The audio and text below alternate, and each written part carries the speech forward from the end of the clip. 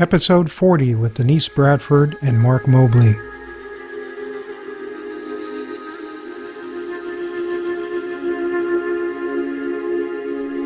Where meditation meets daily life, this is the Meditation Freedom Podcast. Thank you so much for tuning in to the Meditation Freedom Podcast. My name is Siko Rote, and today we're going to be doing a less formal interview with Denise Bradford and Mark Mobley, who are both sound healers. Both Mark and Denise live right here in the small town that Christina and I live in as well, so it was nice just to visit and have a nice conversation. And then they ended up doing a 11 or 12 minute sound healing presentation or demonstration, so you'll be able to enjoy some of that at the end of the interview. And I've also done another recording with Mark a while back and used that as the backdrop sound for some of my meditation music videos. So I'll also put some of those YouTube videos in the show notes for this particular episode, meditationfreedom.com/40.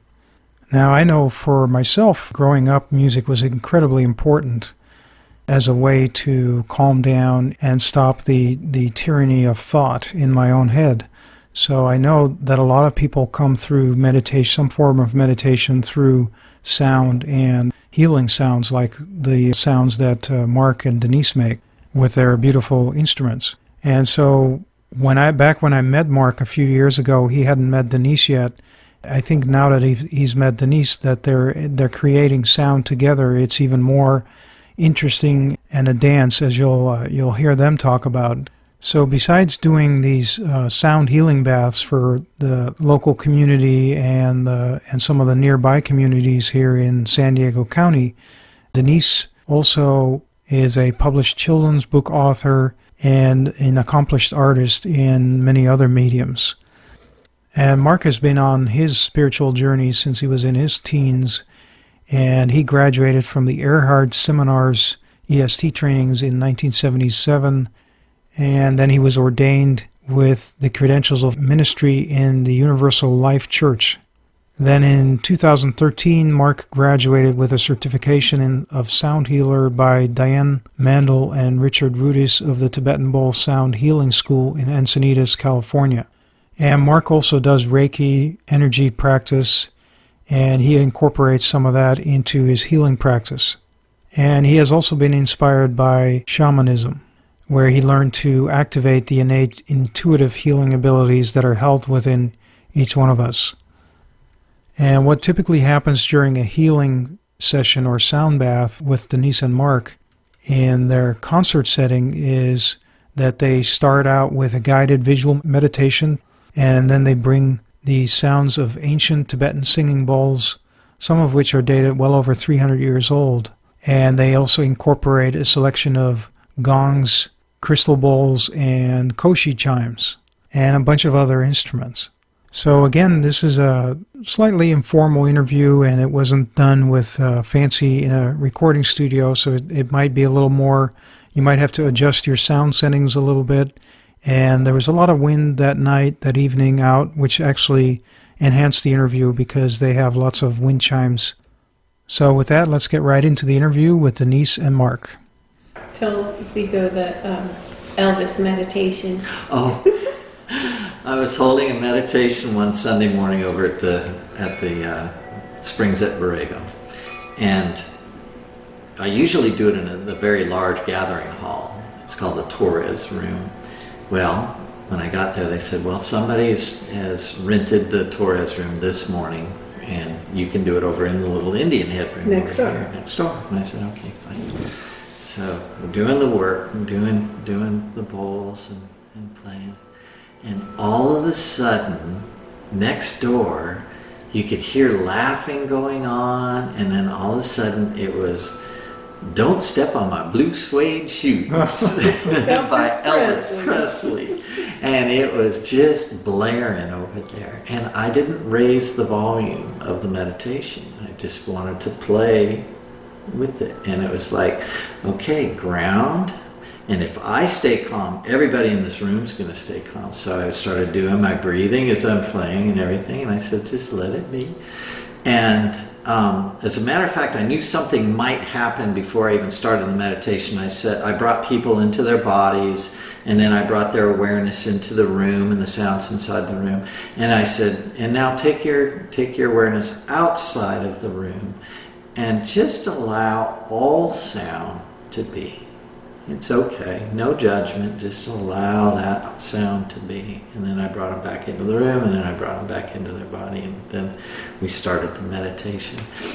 And at the very end, when it was over, one of the ladies said, I just loved the part where Elvis came and played the Blue Suede shoes. And she said, and another lady, she goes, I'm so glad that you had us include without judgment all the sound. To allow it, she goes, I would have never thought of that. And by allowing it to be there, it was okay. Right. She was fine with that. Yeah, it almost became an ally then. Yes. Yeah. Yes. Yeah, that's great. Very applicable to daily life. Isn't it though? Because so many of us want to cut things out, and that's how we create friction with reality. Yes. Yeah. That's my key word, is surrender to what is. Yeah. Just allow it to be. And that's where I find my peace. It's where just to breathe it out, and just whatever's happening. We listen to one of our teachers, his name is Matt Kahn, Mattkkhun, or Kahn. Mm-hmm. He says, whatever arises, love that. Yeah. And it's just really simple at that point. It's like, well, whatever comes up. I just stubbed my toe. All right, find the present in that. Where is the gift in that? Well, right. It's probably ergonomics, the way that I am. I'm not paying attention. I'm not walking through this 3D life right now, real conscious about where my body is in relation to other fixed objects, things of that nature. Or maybe I was thinking of something and I just needed to stop thinking that, and I just walked into something to stub the toe. I mean, it could be something as simple as that. Right. And then something very complex as well. But whatever arises, love that. And it's just a beautiful mantra. Yeah, great way to come back to the present without having the friction with it. Yeah. Mm-hmm. Well, I really appreciate both you, Denise, and Mark being willing to be on the podcast. And what does meditation mean to you, and how did you get to this particular path? This sound healing, sound meditation. What does it mean to you, and how did you get to it?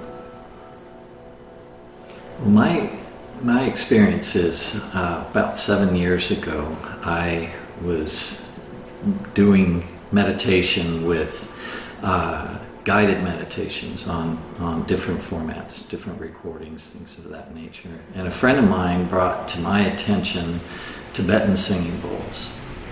I didn't know what they were at the time. And as I was investigating the Tibetan singing bowls, because the first time I actually heard a sound clip of the bowls, I felt there was a kinship with the bowls. I felt it immediately.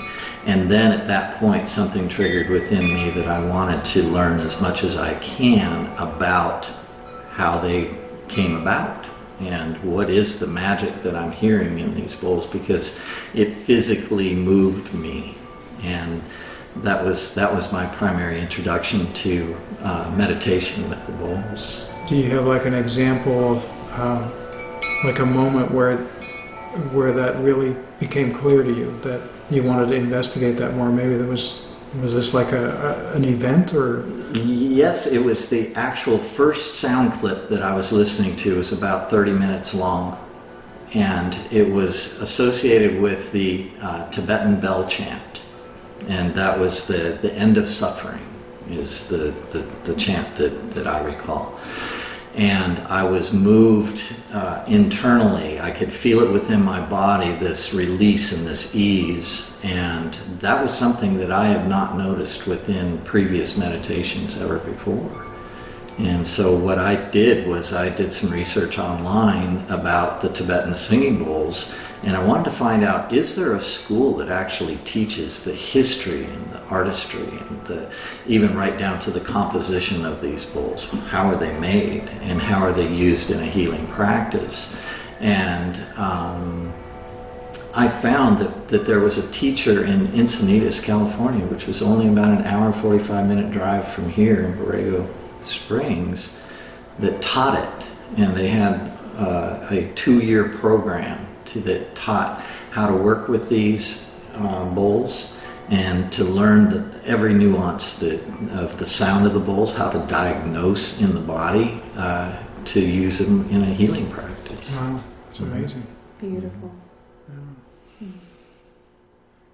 And what about you? I think for me, meditation is an opportunity. I'm very new to meditation, so this has been an opportunity for me to learn the practice, what it is, what it isn't, what it is to me as an individual. I've done quite a bit of reading. I have a very dear friend of mine that's taught a style of meditation and expressed to me the benefits of meditating.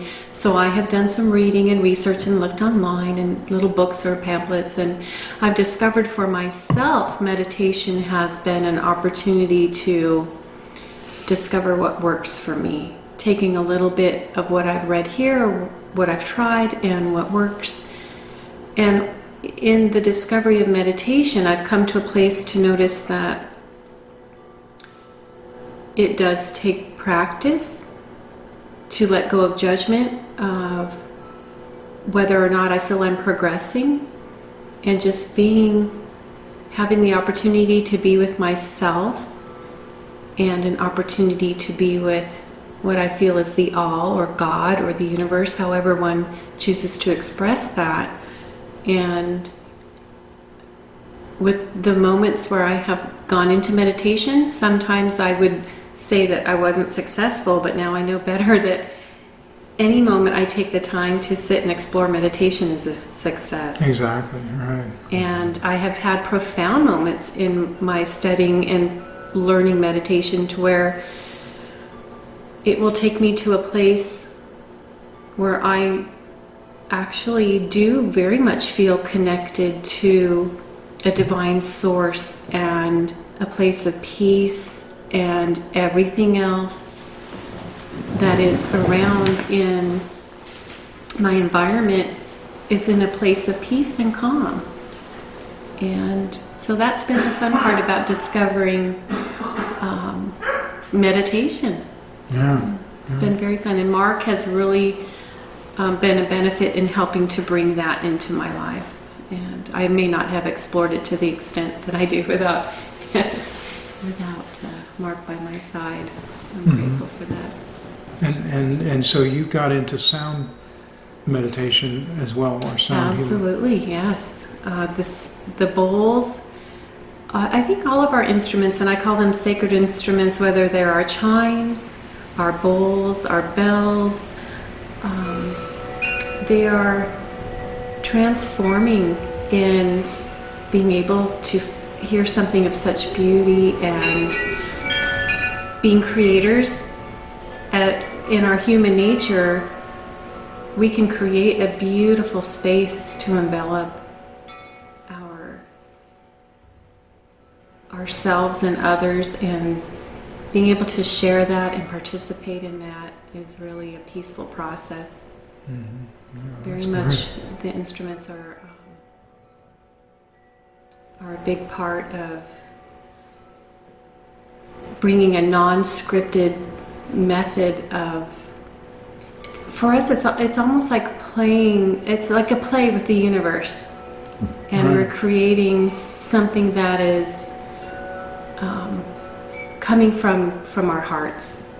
It's nothing that, on the 3rd minute, 30 seconds, we're going to do the bowls, and then we're going to do nothing is ever scripted. It's all free flowing from our hearts. Mm-hmm. And it's a form of expression. I think we're expressing the God within. Mm-hmm. It's a beautiful, beautiful place. There's a real sense of wonder about it too. I recall my old days of playing the saxophone, in jazz, because you're also just playing whatever comes up. It's very you have to be vulnerable at the same time too, because you don't know what's going to come out. It's not predictable. It's not. That's right. You have to like trust in that whatever comes out, and it's going to. Yes. And it's okay. Yeah, right. So I really like that. Yeah. And you mentioned, Mark, you also had like a physical problem, right, in the past. Yes, my lower back. And how did meditation or sound healing, did that play a role in that? Or? Yes, it does. Primarily, the bowls will resonate within the human body due to the fact that the human body has about 75 to 80% of a water content. So what will happen through sympathetic resonance, and all that is where you have one body next to another body. And if that one body next to it has a high frequency, the other body will try to raise its frequency to match the next frequency that's next to it. You can play a drum next to a drum that's not being played, and once you stop playing the drum that is being played, you can feel or hear the drum next to it that was never even struck. Yeah, that's amazing. It is. And so what we do as human beings is as we hear these tones and overtones of the bowls, our bodies will try to emulate what it's hearing, what it's feeling, and through that resonance, both bodies will start to become one with that sound. And muscles, when in my situation where I have a low back injury, what will happen is that the muscles will try to contract because it's trying to protect that injury. The nerve is sending a message, and it's saying that you need to protect me because this is not feeling well. So what ends up happening is the muscles will start to respond to that by constricting or contracting. So what ends up happening with the bowls is it allows the muscles to realize that, I can relax. And by doing that, now it allows proper energy flow through the body, and it will actually allow healing within the nerves, within the muscles. Just in the act of relaxation allows more oxygenated blood to go to the area, which provides healing. So yes, when I was working early on with the bowls, that's one of the first things I noticed, is that my body became more relaxed, and I also could get a full night's sleep. Usually when you have a pretty significant level of pain, you don't sleep very deeply because you can move and all of a sudden wake yourself up during the night. Well, with the bowls allowing the muscles to completely relax, it allows more energy to flow through it naturally, and that is a healing aspect. And you even got off your prescription for pain, right? I have. I've that, and through some diet work that we've been doing, I'm actually off of a high blood pressure medicine that I took for almost 25 years. Wow, congratulations. Thank you. That's So amazing. no more prescription medicines anymore. And what we do work with now is just herbs and things of that nature that we have made ourselves and infused with love and heart and sunshine and things of that nature and organics. And so it's very high frequency when we do work with things such as, just for instance, lemon balm. It's a wonderful tincture that you can use at the first sign of having even a symptom of a cold or sinus or anything like that. You can take that, and within 12 hours, whatever you were feeling, the symptomology is gone. So, and I also attribute that to the bowls and the gongs and the work that we do on such a frequent basis. We are resonating at a higher frequency, and it's usually if somebody's going to get sick or ill, it's usually when you're tired, where Stressed. you're or hungry or stressed, you're already in a very low frequency. So you're a magnet for any kind of illness to come in as soon as you're in that lower state. Well, if you continually can have the beauty of working with the bowls and these musical instruments to raise your frequency, I don't think that I've had a cold in a few years. I don't think you've had a cold since I've met you. No, that's great. So there's an immune system the response. immune system does respond, yes. Yeah. Oh, that's great. I think that's the thing. I mean, stressors are usually the leading cause to any kind of illness. Right. And if we can learn a way to be able, through meditation, through diet, through our positive thinking as well. I think it may sound like it's an old term, it's think happy thoughts, but I tell you, what you think is what you create. Mm-hmm. You know, the first inkling of creating anything, you have to have that thought about it. You know, it's like I was telling Denise, I love the quote that Einstein said. He said that creativity, or the intuitive thought, is much more important than the intellect. You know, it's just right away, that creative thought is the first thing. Intellect comes in afterwards, but you have to have that first creative idea, and then the intellect comes in. And he even said that it's more important.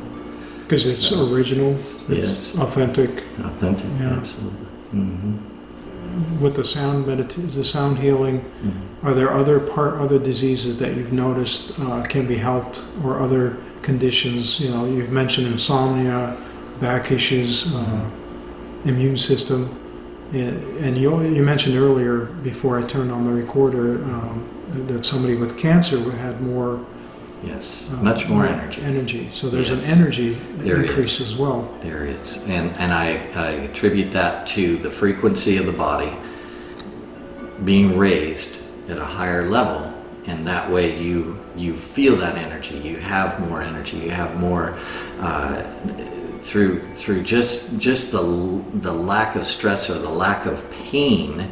You attribute, because it takes the body a lot to focus on pain, because that is a full body experience. Right. But then when you can release the pain enough, then all of a sudden you start to move towards creativity. What can I do today? What makes me happy today? And when we start working towards that what pleases us in life instead of what pains us in life, then it transforms the whole human experience. Right. And that's through the bowls, I believe. And I'm thinking right now of a very good friend of mine, worked in the corporate world for over 30 years in high-stress job, multiple hours spent in traffic, just high demands, and people get to where they don't know how to come down, how to de-stress, how to not do. And she had her first experience with the bowls with us a couple weeks ago, and she sat up on the therapy table afterwards, and she looked at Mark and she looked at me and she said, "Can I tell you something? Can I speak to you?" And I go, "Well, yeah, what, is everything okay?" And she's all, "This needs to be in every corporate office in America. People need to know about this. How come I haven't heard about this before?" And she said, "At first I didn't know how to relax. I didn't know what I was doing." And she said, "It took me about a half an hour to actually come down and know what it's like to relax." Yeah, and when we operate in that constant adrenaline and stress, fight or flight almost. Yeah. Mm-hmm. Yes, and she actually had a nervous breakdown about a year ago, and I think she's still recovering from that portion, but this brought her a new level of awareness of how tense she was, how stressed she was. So not only cancer, but just stress and working and things that we don't even realize may be an issue. It's so beneficial to have an opportunity to have a healing on a profound level like that. But she was, her brain was going, I could just see her. She had the biggest smile, and she was so excited to share her experience. And it really warms our heart to see somebody that has that significant of an experience. Right. And we just know that, it's not like that. It's like Denise said earlier, we are facilitators or witnesses of other people's healing abilities. We all are able to heal ourselves. It's just that we look for different modalities in order to facilitate our own healing abilities. And that's the gorgeousness of sound and frequency. There's an oncologist in New York in his practice. He uses bowls pre-op and post-op for cancer patients. He has decreased the hospital stay times after surgery by 65%. Wow. By simply using sound therapy. He's diminished his name is Mitchell Gaynor, is the doctor, if anybody would like to look that up. Dr. Mitchell Gaynor. He has worked with the bowls in the office setting just before he is giving the patient the information that needs to be passed from the test results and things of that nature. And he said that it has knocked the fear aspect completely gone. So when he delivers the information, the person is not in fear about what is happening. The person is more in a place of saying, well, what are my options? So it skips the whole, oh my goodness, what is going on? Or a huge stress response in the body. Absolutely. In the mind. Yeah. And it releases that stress. And then, okay, what can I do? What are my tools now that I can do? What can I work with? What are my options? So yes, it has. We're starting to realize in the medical fields in the West now that we can use for magnetic resonance. There it is, resonance. That's our company, the Resonance Code. That's who we are. Sound, ultrasound. Been using that for years to see the baby healthy. Ultrasound can find all kinds of different things in the body as well, tumors, things of that nature. They're starting to work with sound and light mixed together now to be able to attack cancer cells right at the area without having to invasively cut or burn or poison. Right. And also gallbladder and kidney stones. Absolutely. Isn't that amazing? Yeah. You just move them around a little bit with some frequency and it goes right where it needs to go. We don't have to have a whole lot of scar tissue anymore, and that's the reason why I've not had any back surgery. And they look at me when they do an x-ray on my back and they say, you shouldn't even be walking because you're bone on bone. Wow. But my experience is that I feel fine. That's my experience. Even though you're bone on bone? Even though I'm bone on bone. My experience is that you can look at all the x-rays you want and say that I'm not normal, that's fine. But I think that I am the new normal. Because if we can work with meditative states, when we're in that theta area of the brain, as the frequency of the brain is moving, and that's what sound healing does. It brings us into that beautiful pre-sleep state. And I think that's very important for all people, especially people that are in very stressful types of jobs. It's like, close the game book as soon as you get in the house and take some time for yourself. Take some time for yourself. Maybe just a hot bath and turn off the cell phone. That could be enough. But then when you start to interact the body with some beautiful frequency of the sounds that can be created, then that's even better. And so for people who don't know about theta, is that how you say it? Theta, yeah. You have different states, alpha, beta, delta. Delta's like when you're in sleep. Alpha and beta are kind of like your normal daily activities. But when a real strong meditator can get down into a theta state, and that's where the brain waves, it's just a measurement of the different brain waves that are going through. This is that part where it's a no mind, it's a no thought at that point. And that's where everything gets very quiet. And what ends up happening is that through our energy centers in the body, we have one right at the crown of our head. And sometimes when something just feels like, wow, that's synchronous, that's, some people call it coincidence, I call it synchronicity. But if something happens and then we all of a sudden feel this energy just tingling through your body where you just know something special is happening right now. It could be where you're thinking that your friend's going to call you on the phone and then they do. Something like that. Or you're thinking of somebody and then they just do call, anything similar to that.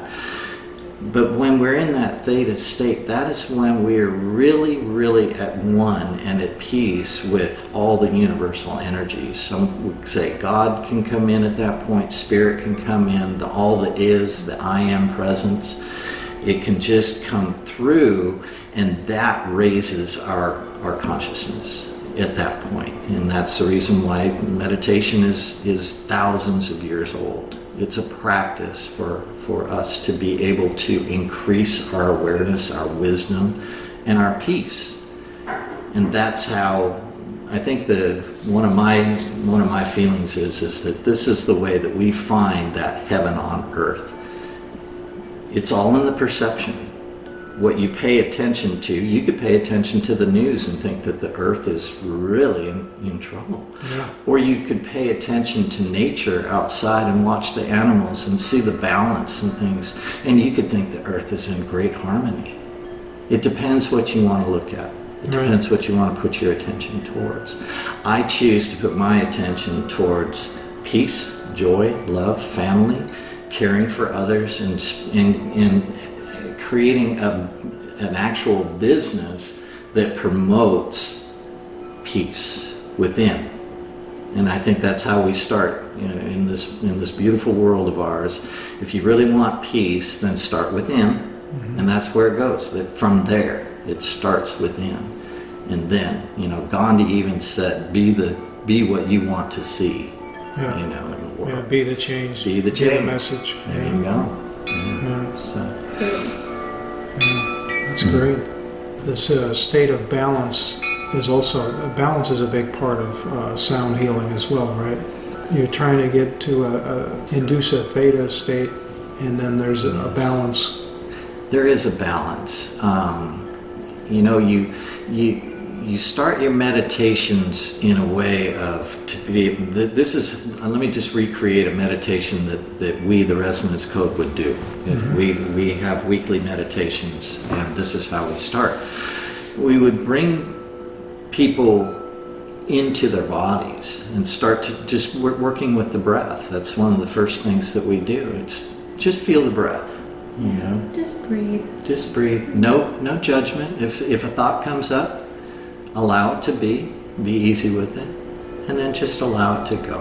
Just feel the breath in the body. Mm-hmm. And as you work with that, you're bringing them into their body, and then you can bring them into the room. And then as we start to incorporate different instruments, it's very light to begin with.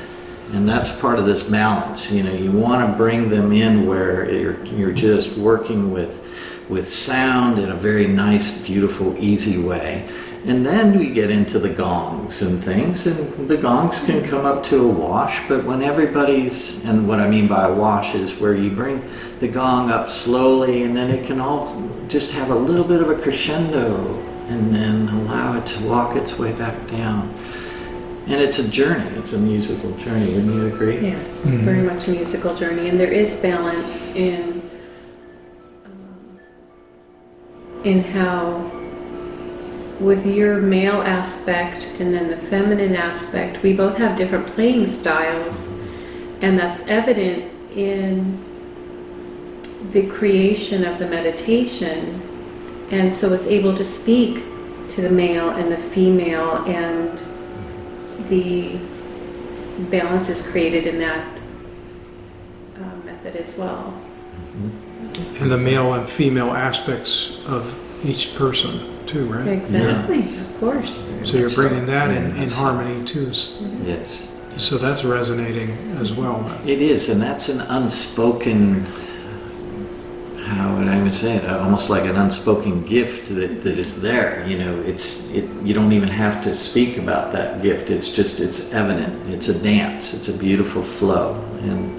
And to have the male and the female working in harmony where there's no leader, if you're both working with each other and making each other sound wonderful, then that's the beauty of the dance.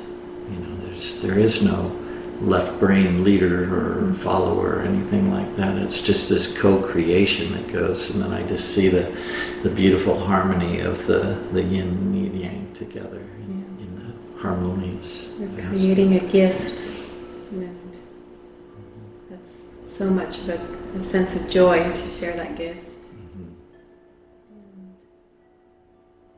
I think what we would hope for our participants is that they can take that with them. We always say, take this with you. It doesn't have to end here. You can take this with you. And this is your gift to yourself. It is. It's the gift they give themselves. And it's just wonderful to share that because it's a sense of play. It's a sense of wonder. It's almost like being a child again and sharing that gift of childhood. And the innocence of that. Of course. In this day and age, it seems like, it's like you gotta be strong and all of this good stuff, pull yourself up by your bootstraps and all of that. And it's like, well, we had fun with it. It was had like our fun. meditation we did this week. We had a meditation workshop here, and we just did it for fun, and it was adult coloring book mandalas to Mark and I having a concert, a meditation concert, and it was in the spirit of fun and just being together and having good company, and so meditation can be so many things. Yeah, right. And Yeah, now you're talking about connectedness and Yes. interdependence and things like Yes. that. Yeah. And that builds those friendship bonds when you're creating with one another at the table, and then you have these beautiful sounds of gongs and chimes and bowls behind you, and it's just it's an interplay of sound and light and friendship and the co-creation. But definitely a lot of creation, creating so many beautiful experiences, not only for us. I mean, they always say the teacher learns more than the student, and we take away so much, but we have so much fun giving and sharing. Do you see yourself still as a student and a teacher? You kind of Absolutely. also kind of a dance between those two? Yes, I absolutely do. I feel that's, as long as we're on earth, we're still teachers and we're still students. Oh, yes. And there's always nuance that happens. There's always, I was saying this to a friend the other day. I said, even your truth changes. What your truth is in this now moment, in the next now moment, that you just through experience, that truth can morph into something else. But it doesn't devalue the previous truth. That was your truth at that time. But as we move forward into whatever that forward might be, then there's going to be a new truth just because we have new experiences to base that on. And everything is fluid. It's not rigid. That's Yeah. right. Yeah. It's always fluid. And we laugh through the moments where we look at each other, and nobody's perfect. As much as we love to be calm and teachers and beautiful meditators and all that encompasses a beautiful part of our spiritual lives. So we're still learning, and we still have challenges. We still live on this earth. And so, but we can laugh about it. We can laugh at each other and go, oh my gosh, that was such a lesson for us. Exactly. And it's a beautiful experience to have those moments that bring us teaching. Because we are students. We are laugh students. about it too. It's always fun to tease each other and go, "Oh, good! I see that your ego is still intact." We laugh at it though. I think you said that to me yesterday. I think we did, didn't we?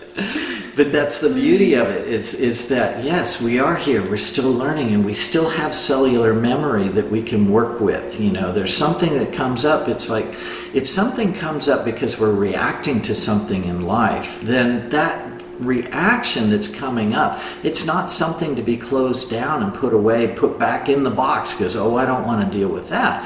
But allow it to just come up because it's coming up to be healed. Mm-hmm. That's something I believe in so strongly, is that if it comes up and it's something like, ooh, where did that come from, or whatever, it could be past life, it could be this life, it could be a time where we said to ourselves, I don't have time for this, and you put it away, but guess what? You don't make time later to bring it back up again because you didn't really want to even mess with it in the first place. Well, what ends up happening then is it goes into the physical body somehow, and it might come up as a kidney stone, it could come up as a heart ulcer, absolutely. A tumor. Solidified sadness is a tumor, is from my experience, from my research. And in this, it's interesting because each ailment that we might have, there is a spiritual meaning for it. It happens in either the etheric or the mental body or the spiritual body or the emotional body. It can, if it doesn't get dealt with while it's still outside of the physical body, then the final one to get your attention, it comes into the physical body. And it's usually something that's unresolved, something that we just didn't have the time for to work with at times. So, but that's my feeling is that everything, like knees, that's usually afraid of moving forward because this is what propels us, is our knees, or back issues like I have. That's something that happened in our history. There's some unresolved, could be childhood trauma, could be anything that could be there that we felt powerless to. But usually something that's in the back is something that happened in the past. But it's not really important to get your finger on exactly what it was. I think it's more important that we realize that, there's a twinge. Okay, well that's telling me there's something that I could be working with in there. It doesn't mean to do the symptomology and put something into our systems that could cover it up. That seems like that's the standard plan. You go into the doctor and they say, well, I have a pill for you. But for every symptom, there is a cause. Right. And if we forget that is at our peril. Yeah. We've got a lot of great pill pushers nowadays. It's like, I only get to see you for 10.3 minutes. Well, let me give you a pill because I just went to a seminar and the pharmaceutical company told me this is a great thing for what you have. Yeah. Instead of, what are you doing in your life right now that's creating this? You're not going to hear that from a doctor, not in Western medicine anyway. Or if you do, she is a very transformed human being in the medical field. And that's happening more and more. There is more of a blend of bringing the Western with the Eastern. I believe you're right. I think we're no longer looked at as alternative healers. We're looked at now more as complementary. So you can still work with your Western medicine, but also as a complement, you can work with this that still works within the body in another form, another fashion. If you were somebody with a disease or some kind of problem, you wouldn't want that person to think that they did something wrong or something. Right. So it has to be looked at from a very non-judgmental way. And how would you recommend they investigate what that unopened letter is that calcified in their body potentially, or maybe it's something else that's not related to an emotion that's frozen in their body? My recommendation is the same way that I learned that there is a spiritual meaning to most of the ailments that we have, is that I did a lot of research. I can't remember, Hay House, is it Elizabeth Hay? She's an author that she has a book saying you can heal yourself. and her last name is Hay, Hay, very popular author, and she has a book publishing company called Hay House, and many of the latest spiritual teachers utilize her for their printing. The internet is a very good place to look, but use your discernment. If it doesn't feel right to you, then it's probably not. That information is not for you right now. Yeah. But like you say, without judgment, it's not really important. The only reason why I look into that knowledge as a practitioner is so that I know that if somebody comes in with hypothetically let's say a broken heart, they just lost a relationship from a very long time, I know that where that is probably going to be in the body, just because I know the different energetics of the body. It's probably going to be in the sacral area, just below the belly button. That is our relationship chakra. That's the first chakra that starts to really start moving in the body. Its element is water, the color of orange, and it is relationships. That's where that starts. And then usually there's something that hasn't been spoken or wanted to be spoken, but it was held back. Well, that would be in the throat chakra. And those two work together very closely. So if I'm working in a healing situation with somebody, I would want to work with the throat to clear that open, to allow them to speak their truth. And I would be working with the sacral as well, because that's where we have relationship. That's one of those places.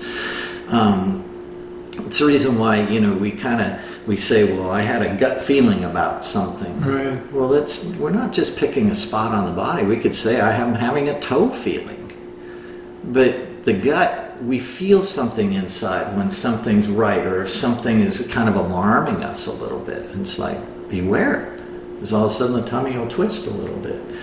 Well, some people, they think, oh, it must have been just what I ate earlier. Or someone's saying, warning, there's something coming up here that I need to become very acutely aware of. So there's different ways that you can look into that. But yeah, I don't mean to say that, that there should be, oh, my knees are bad, so it means I'm afraid of moving forward right now, kind of a thing like that. Because that's just one more way for us to just kind of have that negative self-talk. Yeah. But awareness of all things would give us that little bit of awareness that, well, where in my life might I be a little bit apprehensive about what to do tomorrow? Right. Because not everybody can bring themselves right back into that now moment. Because if we can stay now, it's just like Eckhart Tolle has said, if we stay now, and then you ask yourself 2 minutes later, am I okay now? And then you go another 2 minutes, and you go, are you okay now? Well, you start to get the idea that we create our future by staying present in the choices that we make in the present. So, yeah. Well, and I think given the scope of someone's disease or dis-ease, as it's been termed, and knowing whether that cause for that disease is a environmental cause or a spiritual cause or an accident, however our disease has come into our body, the broader our thinking and knowledge is about where disease or occurrences in our body can stem from, that gives us more opportunity to seek healing and seek the creation of helping ourselves in whatever method we can, without just having to seek a pill. I think you were saying that. Yeah. So having that broader spectrum of possibilities opens you up for more explanation for where your healing can or cannot come from. I believe personally in myself that not all of us are meant to experience healing, because it is part of our human experience. And being able to be okay with that brings you to a religious, a spiritual, a personal level that one is not always attaining unless they've experienced that within themselves. Yeah.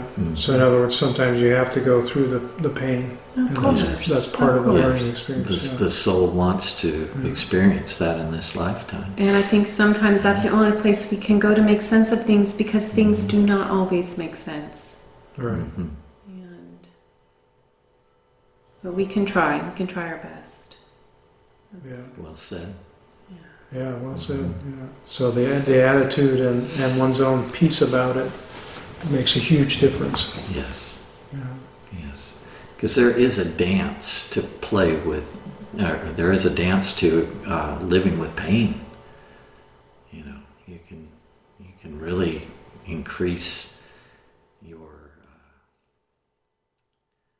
I don't want to say abilities, but you can increase your life experience to be able to include that in your life experience and still function and still work with what comes. Because it's not only are you working with that, you're also living with pain at times, you know, on top of it all. So, wow, you know, to be able to, you know, the old term of either sinking or swimming, it's like, hey, you're carrying something with you while you're swimming. Yeah. And living with pain. Yes. Or living with pain and not living. Right. So if there's That's a anything, good whether point. it's just the compassion of someone, or whether you've gifted yourself knowledge,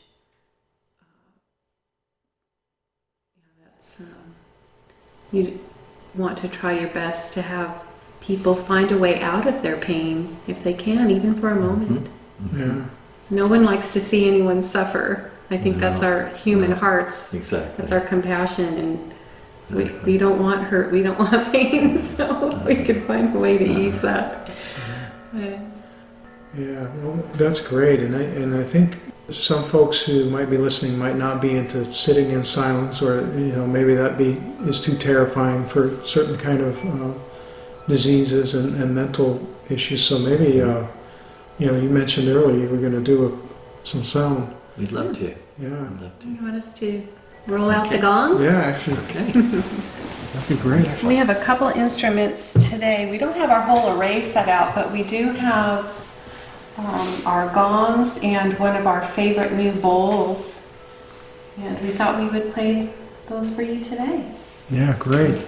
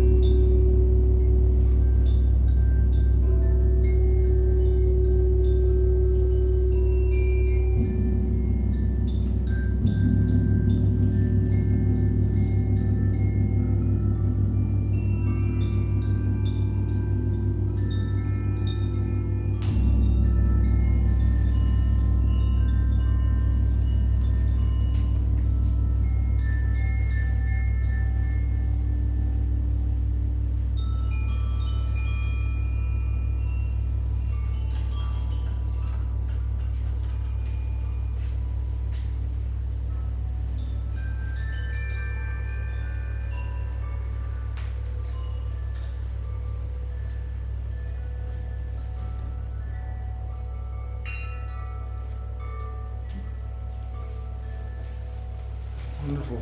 Little sample. Wow, that's great.